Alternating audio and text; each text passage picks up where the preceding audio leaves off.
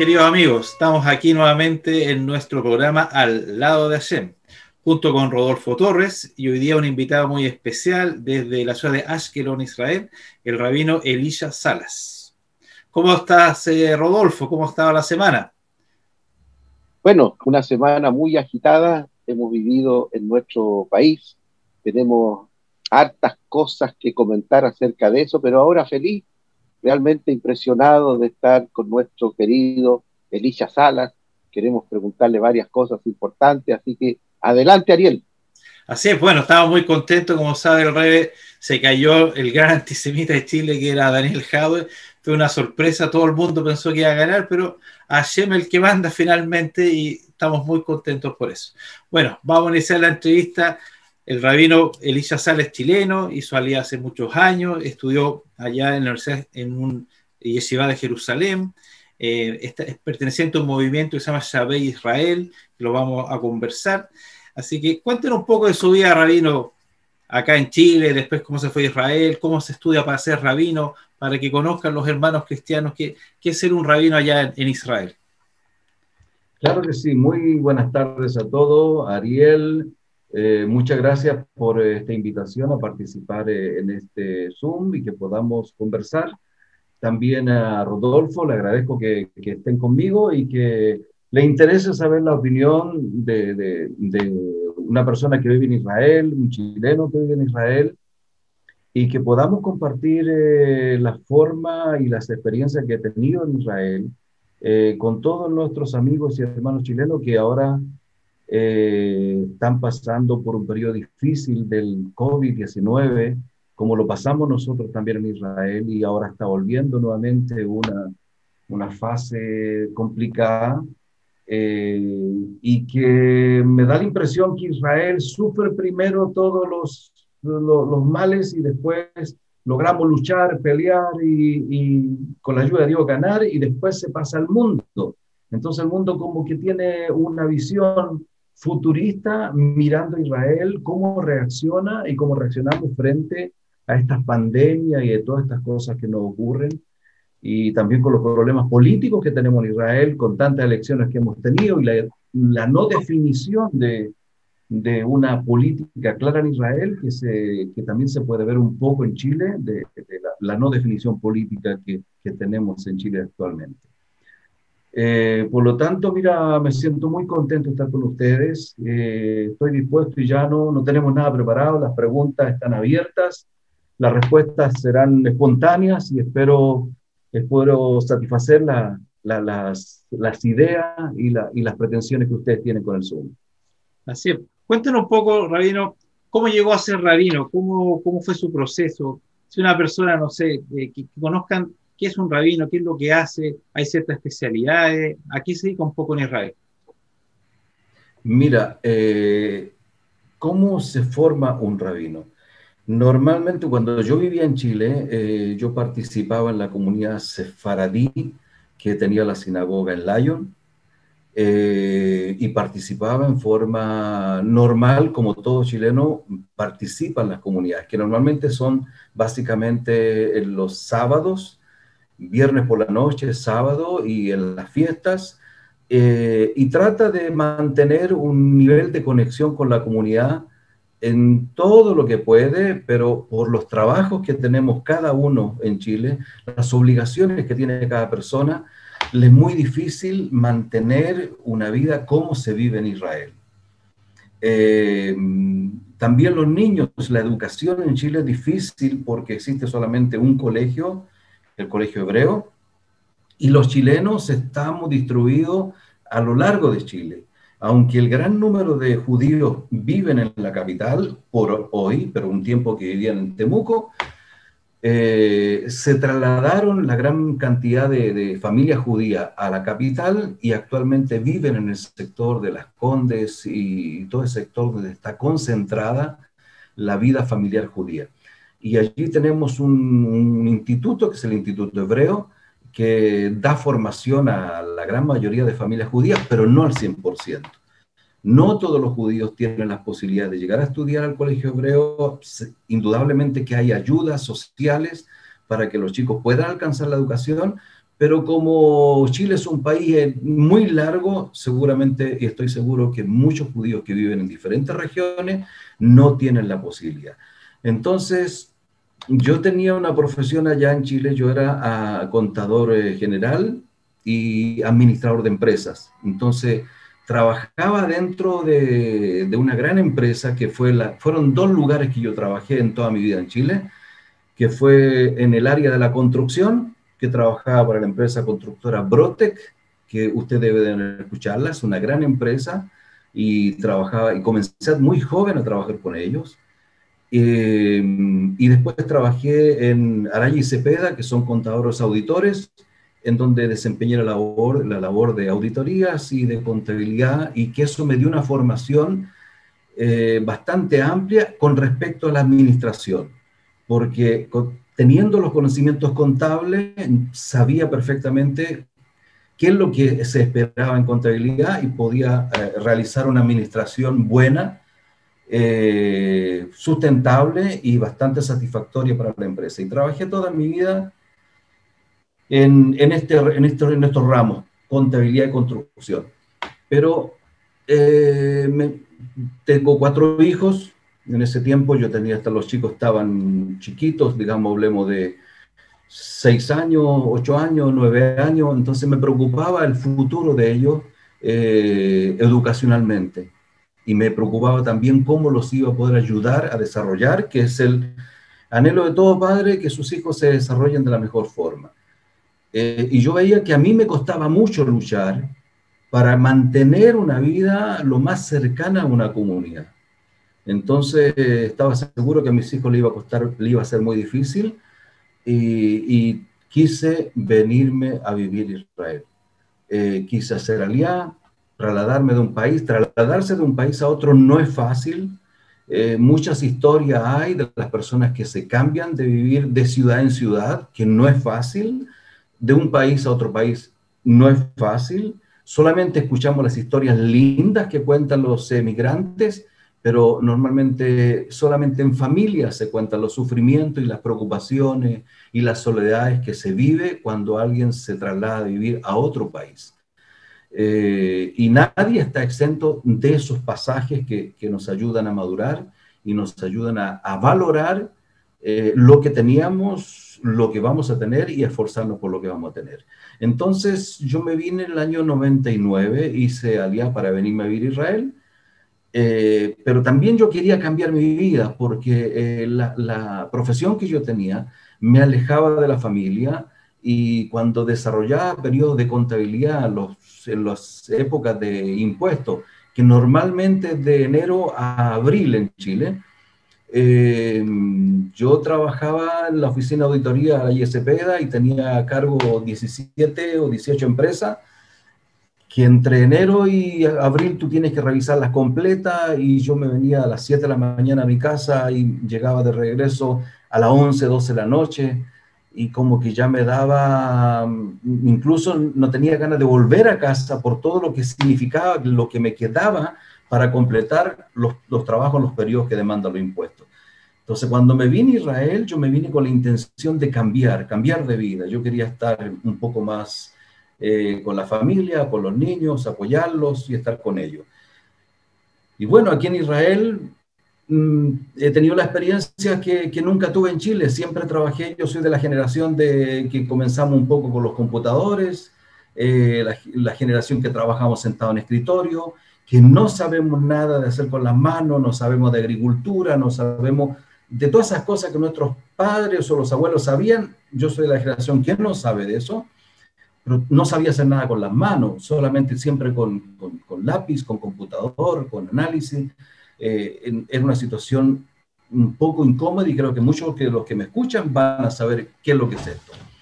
Y cuando me vine a Israel, aquí yo tenía las desventajas de todo inmigrante: no saber el idioma, no tener amigos, los trabajos que me podían ofrecer, yo quedaba descalificado por el idioma, y salía con un grupo de contadores de argentinos y uruguayos, y yo creo que nadie sabía hebreo.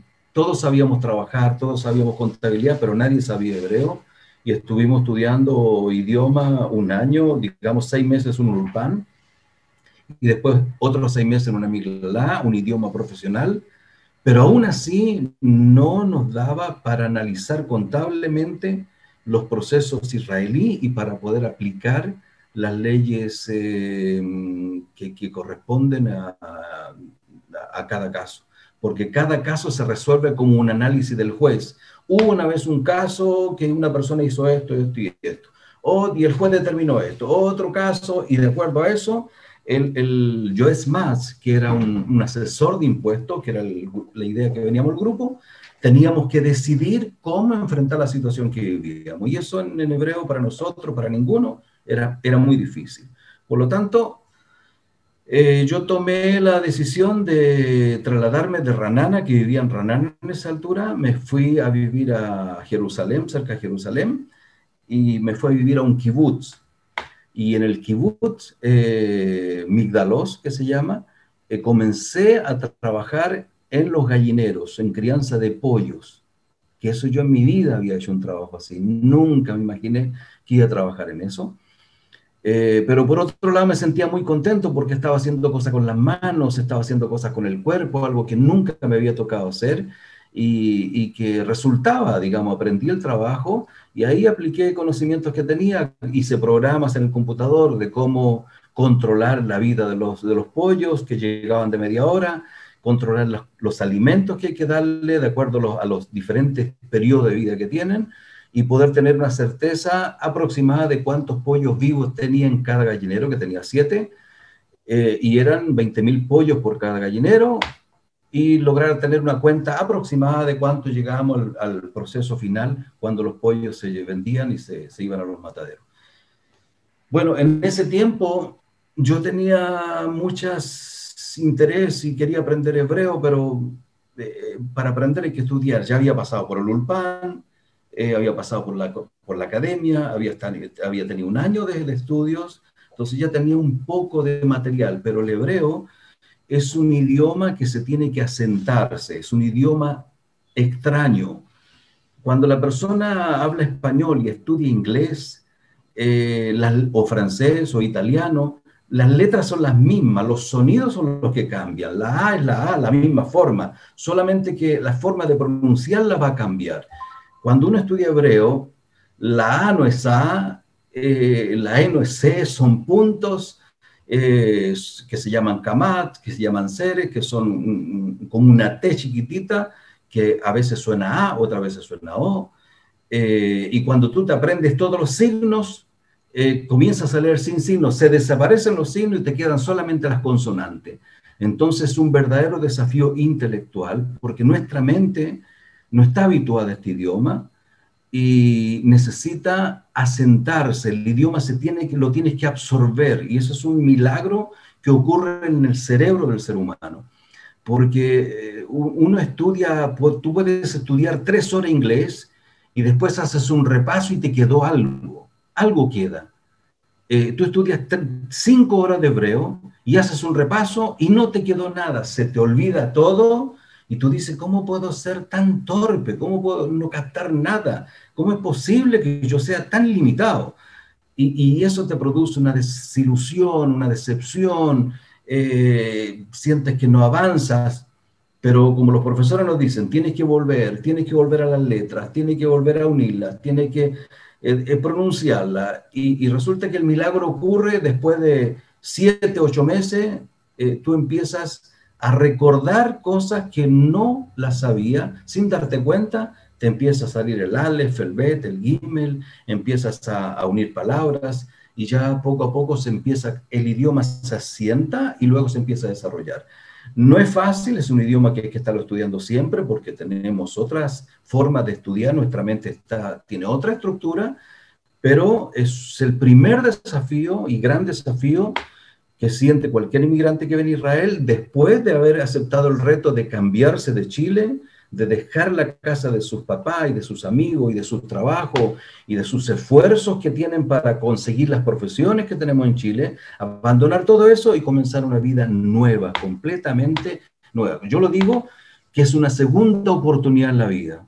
es una segunda oportunidad. Y digo, qué lindo, porque mira, que te den una segunda oportunidad, comenzar de cero, yendo a la escuela con lápiz, no lleva goma porque no hay nada que borrar, porque no tiene inseguridad de nada, lápiz, papel, y a sentarte, a escuchar a los profesores, tener amigos para estudiar y pensar que tienes que esforzarte en construir una profesión, en construir una vida. Es una segunda oportunidad, con la diferencia que estás considerando los errores que hiciste en la otra vida y que aquí no debieras volver a cometerlo.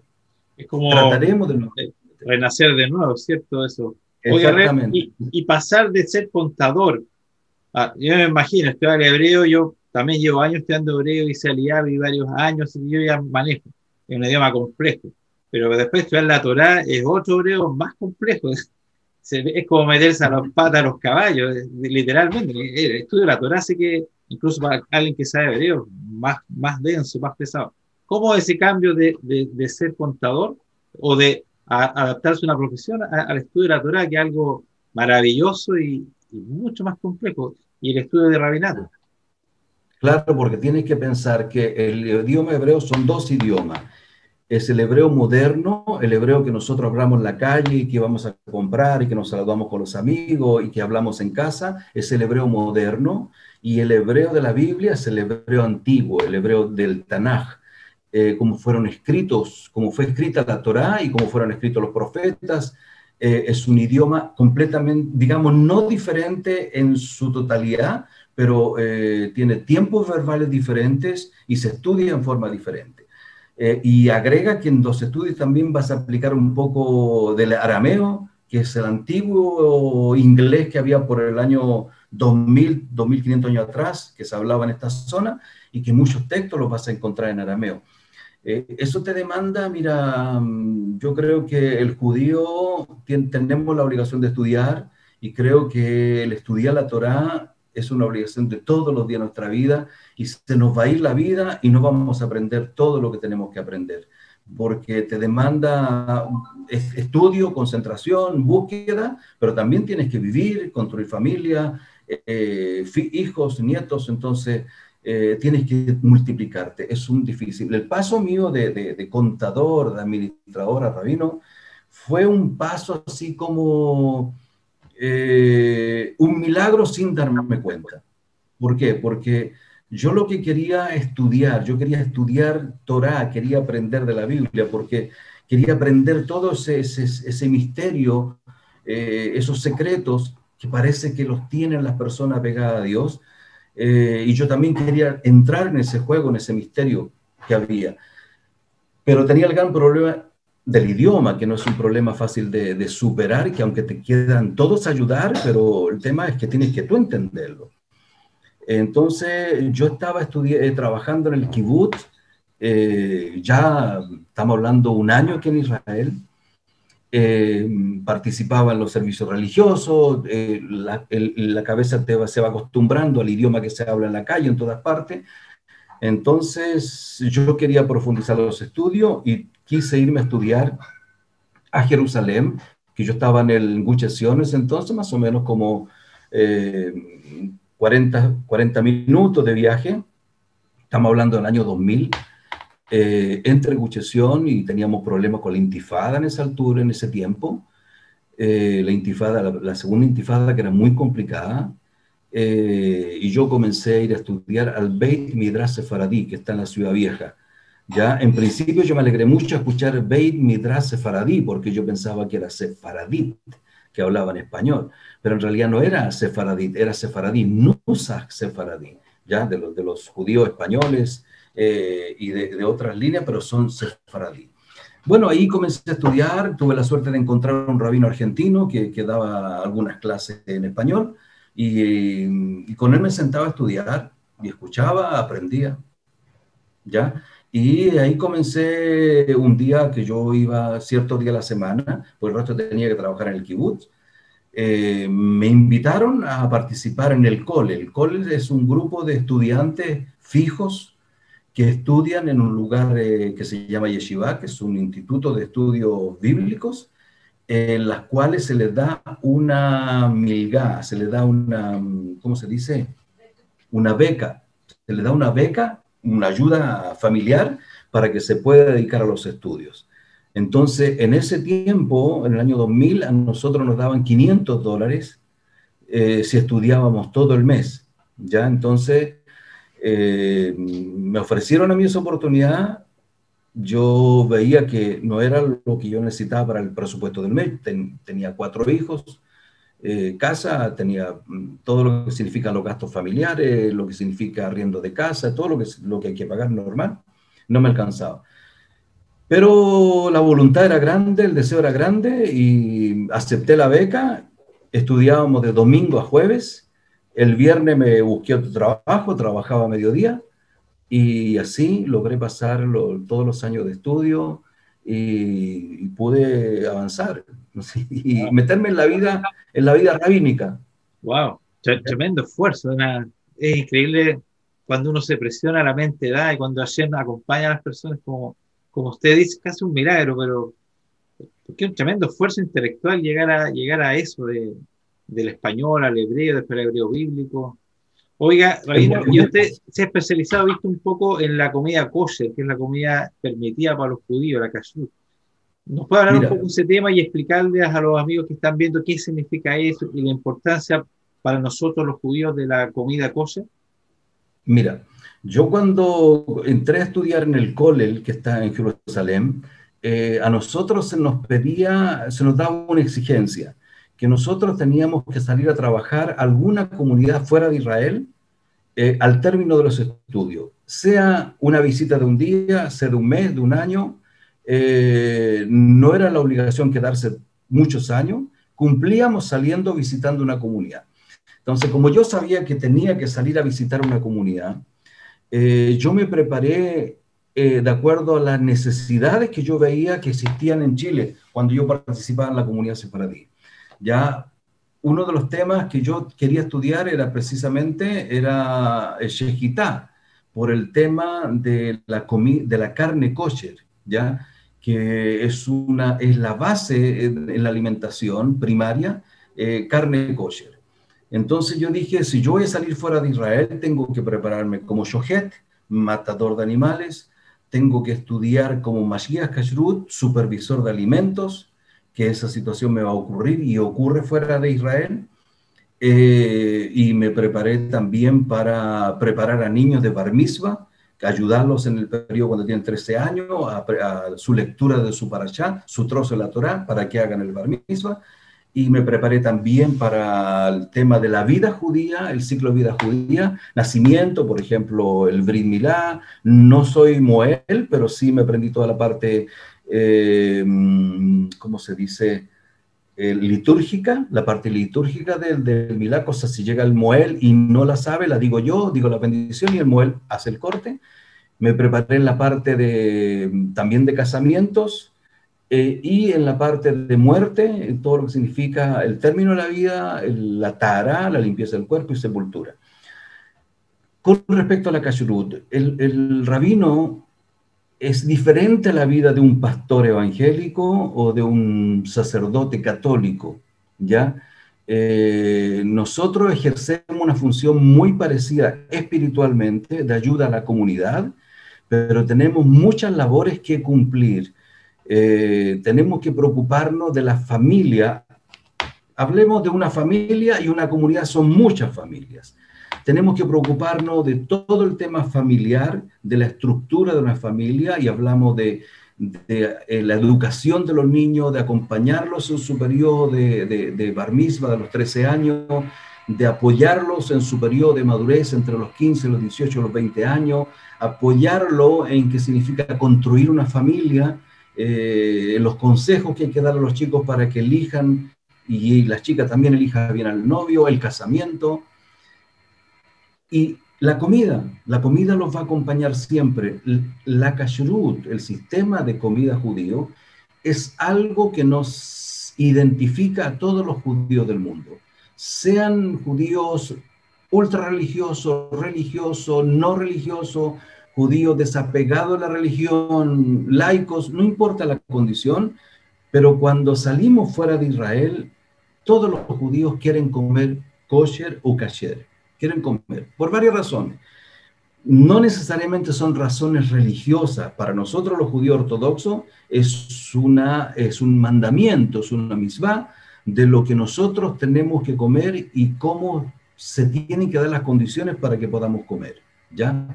La supervisión y cómo tiene que ser. Pero si nosotros lo agrandamos al mundo global, en donde hay un restaurante que tiene un Mashgiach Kashrut, es un restaurante que tiene una persona que tiene conocimientos de cómo se preparan los alimentos, de la forma higiénica que se tienen que preparar, cuáles son los cuidados que hay que tener en las verduras, que siempre vamos a encontrar hormigas, bichos pequeñitos que no se ven con los ojos a simple vista, algunos se ven grandes y se ven y se pueden sacar, pero hay otros que no se ven.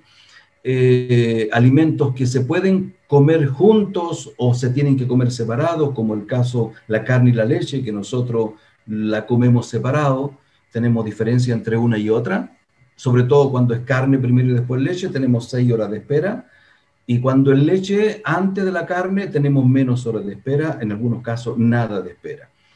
Y cada intención y cada proceder judío, hay delante de ese proceder o detrás, hay un mandamiento, hay una misvá, hay una orden de Dios que dice, haz esto, esto, esto. Muchas veces no encontramos en la Biblia el por qué no se puede hacer.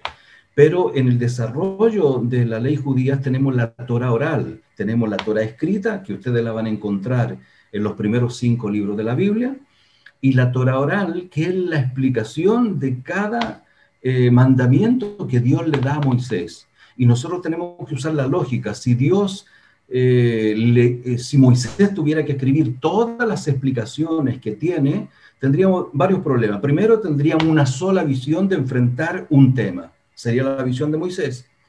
No quedaría un espacio para que la persona recapacite, entienda y dé otra opción, que puede ser tan válida como la otra. Pero si tenemos una orden de Moisés respecto a algo, ya se transforma en indiscutible. Entonces, como Dios hizo todo esto, a Moisés le dio la explicación sin dejarla escrita y él tenía que traspasarla oralmente. Y ahí viene la tradición judía, donde se traspasa desde Moisés a Aarón, que es el primer su hermano que llega, después después se la traspasan a Josué, y Aarón está escuchando la explicación, entonces hay un testigo de cómo se explicó un tema a él y cómo se lo está explicando un tercero, porque las palabras van cambiando entre un hombre y otro hombre, las apreciaciones van cambiando. Entonces Aarón era testigo si realmente Moisés le estaba explicando a Josué lo mismo que a él. Cuando después los 3 bajan y van a explicarle a los ancianos de Israel, ahora tenemos 2 testigos más Moisés, son 3 personas que están escuchando lo que escucharon anteriormente. Y así sucesivamente se va transformando en la cadena de transmisión de la comprensión de los mandamientos que Dios le traspasó a Moisés. Entonces eso se llama la Torah oral. Y la Torah oral nos permite, a los rabinos les permite dictaminar alajot, leyes, con respecto a situaciones que no estaban consideradas en los tiempos de Moisés. Entonces, por ejemplo, Moisés no supo lo que era una televisión, nunca supo lo que es un Zoom, entonces no se puede referir a estos temas, ¿ya? Pero los rabinos que vienen con la tradición y con la transmisión, ellos sí pueden dictaminar leyes con respecto a los problemas que tenemos nosotros los judíos del siglo XXI. Entonces, en la kashrut, tenemos que el comer kasher es tan importante para el judío porque nosotros somos lo que comemos. ¿Por qué? Porque la persona que come gran cantidad de carne normalmente tiene una personalidad un poco agresiva en comparación con una persona que come solamente verduras, ¿ya? Y es, ¿cómo se llama lo de verduras? Vegetariano. Una persona que es vegetariana normalmente debiera ser más pasivo, más tranquilo que una persona que come carne roja. Debiera reaccionar en forma diferente. Entonces, la Torá, si nosotros podemos ver dónde comenzó la kashrut, de dónde viene el tema de la kashrut, Ustedes los van a encontrar en el libro de Génesis, cuando comienza toda la creación de Dios y nos empieza a contar en el libro de Génesis, toda la primera creación antes del diluvio tenía un sistema de kashrut. El hombre tenía que comer solamente frutas y verduras. Y los animales, eran amigos del hombre. Los animales no tenían miedo del hombre, se acercaban. Y por eso la Torá nos cuenta que Adán le colocó el nombre a todos los animales, de acuerdo a las características, de acuerdo a lo que veía, ellos se acercaban a él. Entonces él le dio el nombre y el nombre que permanece hasta el día de hoy. Por ejemplo, Kelev, ¿ya? Kelev significa perro, ¿ya? Los perros son Kelev, son Kelevim. Y en hebreo significa Kelev, significa Kulolev. Todo él es corazón. Entonces, el nombre que le puso a Adán, que identifica a este tipo de animal que nosotros le llamamos perro, Adán le dijo Kelev, todo es corazón, porque es un verdadero amigo, es algo que me recibe bien, y el nombre es perfecto. Y así cada nombre que él le puso fue adecuado a la creación y cómo fueron creados y cómo Dios le dio esa función que le dio a Adán Rishon. Después del diluvio, hubo un cambio completo en la humanidad. Ya no vamos a estudiar los motivos, por qué terminó, por qué se acabó esa generación que fue de gente muy inteligente, muy desarrollada y tenían grandes avances de acuerdo a su época, pero hubo un momento que Dios dijo, no, esto no puede seguir así, se acabó, viene el diluvio, y después de toda la historia de Noé y sus hijos, vamos a encontrar que ahí hay un pacto que Dios hace con Noé, y le da nuevamente, aquí comienza la ley de Kashrut, le dice, mira, ahora no solamente las frutas y las verduras tú vas a poder comer, sino que todo lo podrás comer. Todo, sobre todo los animales. Lo único que yo te voy a decir que no puedes comer sangre. La sangre no la puedes comer porque en ella está la vida. Pero ahora los animales no son tus amigos. Los animales van a comprender que el hombre no es amigo, porque el hombre se lo puede comer. ¿Ya? Y vemos que lo primero que hace Noé cuando sale del arca es un sacrificio, mata animales. Entonces ya cambió toda una estructura de relación entre los animales y el ser humano. Y el ser humano ahora va a usar los animales para comer y también para ofrendas, ya ofrendas a su ser divino. Entonces, aquí viene cuando Dios le dice, sangre no vas a comer, estas especies vas a comer, hay animales que son puros, hay animales que son impuros, hay animales que son permitidos, otros que no son permitidos, y comienza a haber una separación que se va a llamar kashrut, y que va a ser la dieta que come el judío. Y para terminar este tema de la kashrut, es importantísimo comprenderlo porque cuando uno compra un auto, le entregan un manual de mantención. Y si el auto tiene un propósito de duración 50 años, esos 50 años se los van a respetar si usted cumple con la mantención cada 20.000 kilómetros, cambio de aceite, cambio de esto y cambio de esto, y 50 años le va a durar el auto sin ningún problema. Nosotros los seres humanos tenemos una proyección de vida de 120 años, porque así dice en Génesis, ya el hombre no va a vivir nunca más tantos años, 120 años va a vivir. Pero nos entrega el manual para que nosotros hagamos los cambios cuando tenemos que hacer. Y el manual es cómo mantener este vehículo que somos nosotros. Y el manual de mantención es la kashrut, qué es lo que podemos comer, qué es lo que no podemos comer, cuando comemos carne, cuánto tenemos que esperar, para que todo funcione bien y para que no nos vengan enfermedades malas. Y si ustedes pueden ver el caso de que, como no sabemos todo esto, los hombres comemos lo que se nos... Mira, el judío no come lo que le viene, porque los judíos miramos primero que nada qué es lo que vamos a comer. Segundo, el ojo judío mira la mesa y nosotros andamos buscando qué es lo que vamos a bendecir primero. Hay un orden de comida y hay un orden de bendiciones. O sea, hay unas bendiciones primeras y unas bendiciones últimas. Entonces yo cuando voy a una mesa digo, ¿qué es lo que puedo bendecir primero antes de que lo otro? Si yo como esto, ¿cuál es la bendición final? Entonces te das cuenta que el judío lo va limitando el conocimiento. El conocimiento le dice, no puedes actuar como un ser sin conocimiento o como un animal que tiene hambre y come todo lo que viene. No, no, primero hay muchos procedimientos que no va a decir. Y la Kashrut tiene que ver eso. Sí, bueno, es un tema. Bueno, cada tema Torá es un estudio de vida, la verdad que sí. Oiga, el profesor Rodolfo le quiere hacer unas consultas al respecto. Adelante, Rodolfo.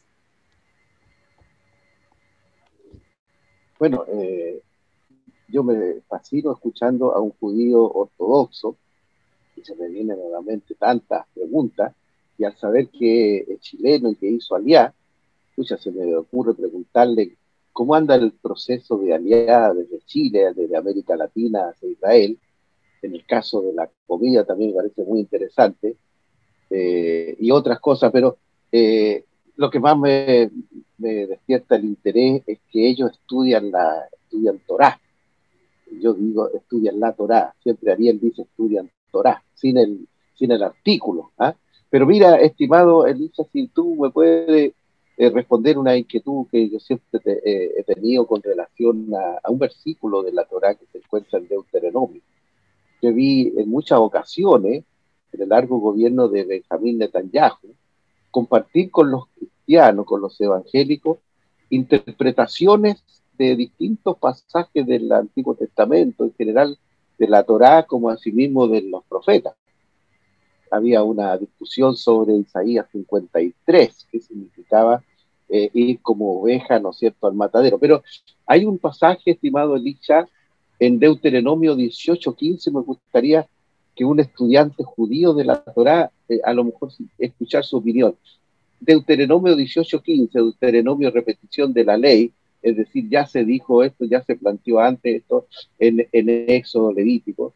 Dice Deuteronomio 18:15, profeta en medio de ti, de tus hermanos, como yo, te levantará Jehová tu Dios, a él oiréis. Esta es una profecía, una promesa que hace Moisés al pueblo. ¿Cómo podría interpretarse? Porque obviamente esta promesa se cumplió a lo largo de la historia de Israel, por lo menos hasta el año 70, ¿no es cierto? Siempre hubieron profetas.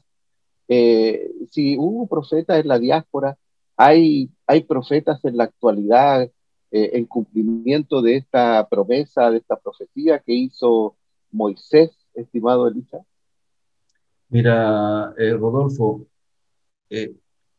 Moisés, creo que estoy completamente seguro que fue lo que pudo alcanzar el ser humano de una magnitud que todavía nosotros, que nadie lo ha igualado. Yo estoy de acuerdo. Llegó una comprensión y a conversar con Dios como estábamos hablando los dos ahora. Exacto, yo estoy de acuerdo con eso. Sí. Él se preocupaba y el motivo de su vida y su preocupación siempre fue el pueblo de Israel. Él es el ejemplo de pastor. Realmente mira, yo me recuerdo un pasaje cuando el pueblo de Israel, que normalmente se porta mal con Moisés, una vez se portó tan mal y estaba tan aburrido, y Dios le dio una idea, le dijo, ¿qué te parece si terminamos con todo esto y de ti hago un pueblo diferente? De tus hijos, de tu nieto, y ya no peleamos más con toda esta gente. Muy impresionante. Y Moisés le dijo, mira, no, lo dijo, no, este es tu pueblo. Tú lo sacaste, yo no lo saqué de Egipto. Si tú te quieres desentender de este pueblo, bórrame a mí de tu libro. Yo no quiero tener ninguna relación contigo si tú te olvidas de este pueblo. O sea, el nivel de identidad que tiene Moisés con el pueblo de Israel es inigualable. Entonces, cuando él supo que se iba a morir, y él vivió 120 años, y en la Parashá, donde él se va acercando a la muerte, él se preocupa. Mira, Deuteronomio es interesante, la repetición, pero es más interesante cuando tú comprendes los procesos de la escritura de la Torá, porque el libro de Deuteronomio lo escribió Moisés en el último año de su vida, y los otros libros los fueron escribiendo, él los fue escribiendo en la medida que iban teniendo la experiencia. Entonces, Deuteronomio, la repetición, significa que todos esos mandamientos que aparecen en Éxodo, en Levítico, en Números, ya que aparecen ahí, son mandamientos nuevos. sin experiencia, sin aplicarse. Cuando se escribe el libro de Deuteronomio, se escribe el último año, estamos hablando del año 39 o 40 del desierto, 119, 120 de Moisés. Entonces aquí hay una escritura de los mismos mandamientos que hubieron en otros libros, pero con experiencia. O sea, Moisés sabe, Dios nos dijo que hiciéramos esto, y ustedes saben lo que pasó. Ustedes saben lo que pasa al cumplirlo. Entonces hay una reordenar o retraer nuevamente los mandamientos que vivimos en el desierto, pero ya con experiencia. Entonces él sabe que se va a ir y este pueblo necesita un líder, necesita un ser que lo conecte con este ser maravilloso que es Hashem. ¿Ya? Entonces le dijo, por favor, necesito que dejes un hombre que hable, porque alguien que habla con Dios es un profeta. Alguien que logra tener ese nivel espiritual alto de entender los pensamientos de Dios y de escuchar su voz es un profeta. Los jajamín dicen que la voz de Dios nunca se ha callado. Dios sigue hablando como en el principio. El problema somos nosotros, que nuestro oído perdió la forma de captar esa voz de Dios. Nosotros no escuchamos la voz de Dios, pero los profetas tienen un nivel espiritual que escuchan la voz de Dios y la entienden. Entonces él pidió que hubieran profetas. Entonces Dios le dice ahí, mira, profeta como tú, Moisés, así voy a levantarles a ellos de entre tus hermanos y no se quedarán sin profeta, porque van a haber personas que se van a esforzar como tú en no perder el oído, mi voz, que sigan escuchando mi voz. Y esta línea de profetas, ustedes la van a ver desarrollarse fuertemente después del periodo de los jueces. El periodo de los jueces es el periodo posterior a la entrada de la tierra de Israel, liderado por Josué, a la conquista de la tierra de Canaán, la promesa de Dios que le hizo a Abraham, a Jacob y a Isaac y Jacob. Y después viene un proceso con Josué, pero después de la muerte de Josué se quedan sin líder, porque Josué es el sucesor de Moisés. Hay un periodo que no hay un líder claro, y se llama el periodo de los jueces, donde Dios va levantando diferentes dirigentes, líderes que van apoyándolos en diferentes etapas. Y posteriormente, después de los jueces, va a venir el tiempo de los reinados, cuando el pueblo de Israel quiere tener un rey, porque queremos ser igual que las demás naciones. Un problema de Israel que siempre queremos ser igual como las naciones. Y Dios le dijo, estamos hablando del tiempo de Samuel, y Samuel era el profeta, Samuel era el rey, estaba ahí todo el poder judicial y el poder profético, espiritual, estaba en una sola persona. Entonces Dios le dijo, ok, no te preocupes, porque no te están desechando a ti como profeta, sino que a mí me están desechando, a mí me quieren cambiar, porque el rey soy yo. Y ellos quieren un rey, ok, les voy, porque Dios es extraordinariamente democrático. Él, si le piden algo, él nunca muestra autoridad, ser autoritario y las cosas son como yo. Él no es militar, aunque es una de sus características que es un rey de batallas, realmente es un general para las batallas, pero él comprende al hombre, él nos hizo, él sabe cómo funcionamos y sabe que llevarnos la contra lo vamos a hacer peor. Entonces, ok, quieren un rey, les doy un rey. Entonces, después en el tiempo de los reyes van a aparecer muchos profetas. Vas a encontrar el periodo de Isaías, el periodo de Elías, el periodo de Jeremías. Viene la construcción del templo y todo el proceso litúrgico. Y vienen todos los problemas que hemos tenido con el primer templo, con el segundo templo, las invasiones de los babilónicos y después de los persas. Claro, así, los persas, los sirios, después los persas, después vienen los griegos y después vienen entre medio están los asirios, que viene la destrucción de la separación de las tribus, y hasta llegar al tiempo de los romanos. Pero ya antes del tiempo de los romanos, casi 200 años, el último profeta, que se llama Zacarías, es el último de los profetas que habla con el pueblo y les aconseja, y te vas a fijar que los profetas de Israel no son como Bilam, ¿ya? Balaam era un profeta que era contratado para hacer la voluntad de las personas. vengo para que me maldiga este pueblo, vengo para que me diga esto, vengo para que me bendiga esto. Ese es un tipo de profeta de las naciones.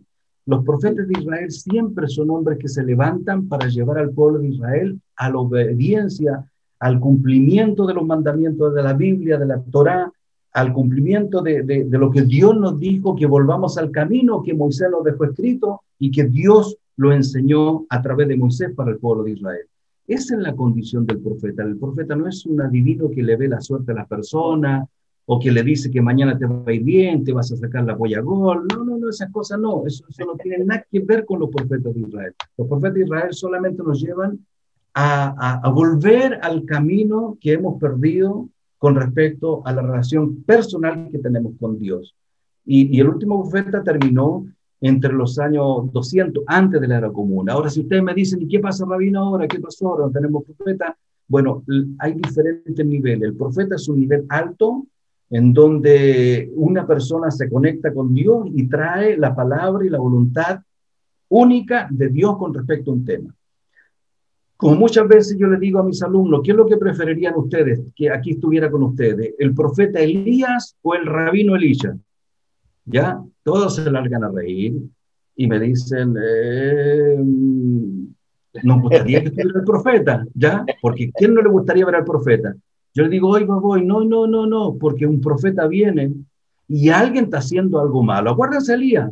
Elías, cuando enfrentó a los profetas de Baal, mató 400 sacerdotes, los mató a todos. Sí. Yo le digo, si viene Elías aquí, no queda ni el rabino vivo, porque él es la palabra de Dios, ¿entiendes? Entonces, mientras que el rabino va a ver que estás cometiendo un error, te va a llamar a la reflexión, te va a llamar que lo veas el tema, que recapacite, conversa contigo y de alguna forma trata de llevarte a la comprensión para que tú hagas una reflexión y cambies tu forma de ser, pero en forma de interior a exterior. Entonces, la verdad que no tener profeta en el tiempo de hoy es por la calidad de sociedad que somos. Hemos bajado tanto los niveles de sociedad con respecto a la relación con Dios que nosotros no soportamos la santidad de un profeta. No tenemos posibilidades porque es sí o sí, o sea, es derecha o izquierda. Aquí no hay términos medios. ¿Me entiendes? No. Yo prefiero que Israel y el mundo esté lleno de rabinos, tal como tú lo explicas, estimado Ariel. Exactamente. Sí. Si tuviéramos profetas solo... Gracias a Dios por los rabinos. Gracias a Dios por el Señor. Porque tienes que pensar que un profeta es la palabra de Dios que no viene a que nosotros vamos a ponernos de acuerdo. No, la palabra de Dios es así. Dios dice y se hace.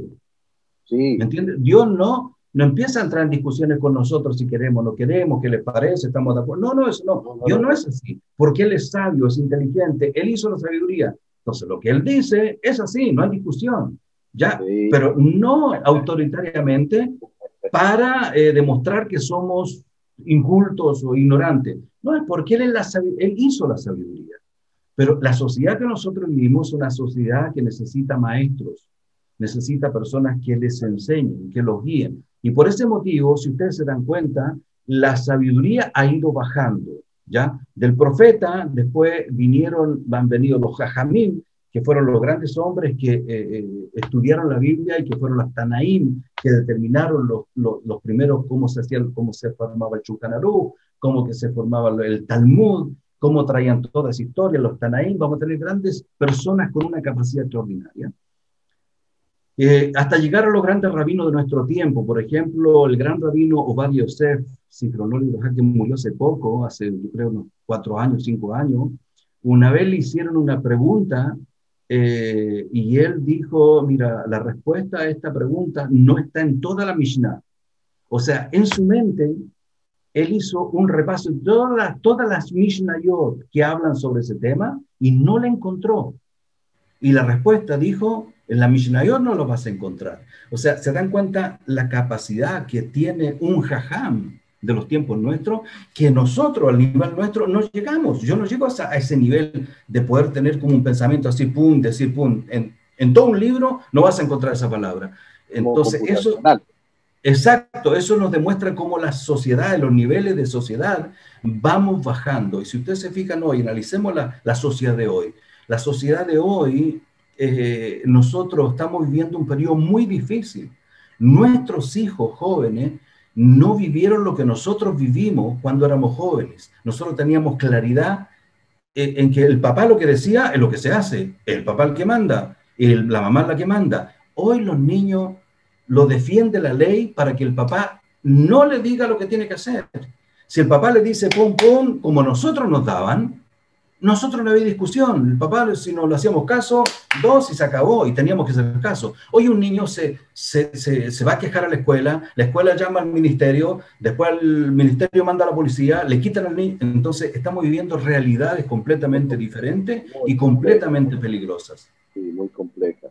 ¿Ya? Entonces, ahora, para terminar tu respuesta, profetas hubieron siempre en Israel, se desarrolla paralelamente después del periodo de la Torá de Moisés, se van a desarrollar los profetas y quedan muchos escritos, como es el Jeremías, el Isaías y muchos libros de los profetas Daniel, que son... el gran profeta Daniel. Daniel es un profeta que se desarrolla en el periodo del primer templo en Babilonia, que es llevado al exilio con todos los grandes sabios del tiempo. Ezequiel, gran profeta, anuncia la construcción del tercer templo, ¿no es cierto? El que da las medidas incluso. Ezequiel va a aparecer en los tiempos de la cronología. Tiene que pensar que Daniel es contemporáneo a Jeremías y Ezequiel está un poquito antes de Jeremías, ¿me entiendes? Entonces hay que verlo un poco en la línea del tiempo. Sí, hay que ubicarlos en la historia, por supuesto. La historia es fundamental para interpretar el mensaje que dan. Ariel, adelante, por favor. Ya se terminó. Termino la idea para dejarle. Termino la idea de los profetas. Por eso es importante hoy los maestros, las personas que enseñan a las comunidades, ya sea en el grupo cristiano, pastores, sacerdotes, tienen que estudiar, hay que instruirse. Yo no puedo pararme frente a una comunidad y enseñar lo que a mí me parece, porque normalmente lo que a mí me parece está influenciado por lo que escuché hoy día al vecino, en los diarios, en las noticias. Hoy día, por ejemplo, en una iglesia fácilmente van a hablar del problema político que está pasando en Chile, porque eso es lo que está ocurriendo. Pero el tema es cómo oriento a que las personas decidan libremente y que puedan tener una base para elegir bien. Uno de los problemas que existe en Chile, por ejemplo, en el mundo evangélico, es que ahora se están integrando a toda la responsabilidad civil que tiene el pueblo, que tiene, porque si las personas buenas no están ocupando cargos importantes de gobierno, lo ocupan los malos. Entonces los malos determinan qué es lo que tienen que hacer los buenos. Entonces el pueblo cristiano a mí me gusta porque está despertando a su responsabilidad. Y no esperen profetas, esperen buenos maestros que les enseñen, buenos pastores que les enseñen. Eso es lo que tienen que esperar. Gracias. A mí me alientan mucho esas palabras, Ariel. Adelante. Bueno, o sea, podríamos conversar por horas de horas, sobre todo con tanta sabiduría y un verdadero honor.